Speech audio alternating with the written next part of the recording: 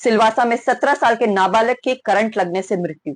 जी हाँ, नमस्कार, मैं Sonia Chauhan day to share and public voice से आपके सामने सिलवासा की एक घटना लेकर आई हूं। बता दूं कि कल 8 अप्रैल के दिन सिलवासा कार केयर गैरेज में 17 साल के एक नाबालिग की काम करने के दौरान मृत्यु हुई। बताया जा रहा है कि रमजान शरीफ पठान, जो वहां पर 17 साल का नाबालिग काम कर रहा था, काम के दौरान उसे करंट लगा और करंट लगते ही उसकी मृत्यु हो गई।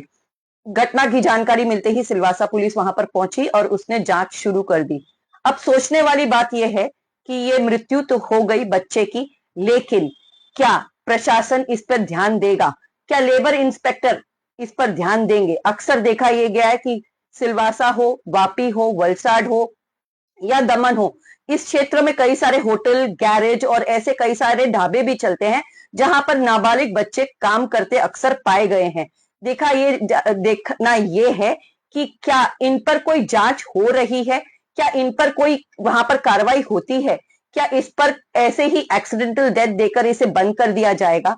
क्या इन बच्चों के ऊपर सिर्फ गवर्नमेंट का, ये सिर्फ पेरेंट का ही अधिकार है? ये बच्चे क्यों इतने मजबूर हो जाते हैं कि इन्हें बाल मजदूरी करने जाना पड़ता है?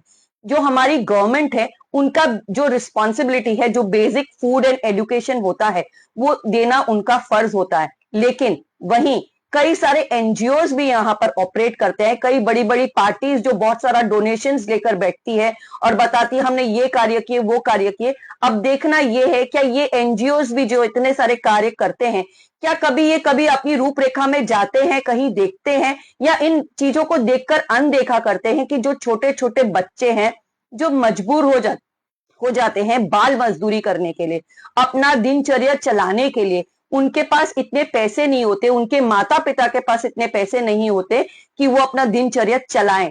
तो क्या ये एनजीओज, ये जो गवर्नमेंट है, ये जो प्रशासन है, क्या इन सब चीजों के ऊपर अपनी आंख बंद करके गूंगे बहरे की तरह बैठी रहेगी? क्या इस बच्चे को इंसाफ मिलेगा?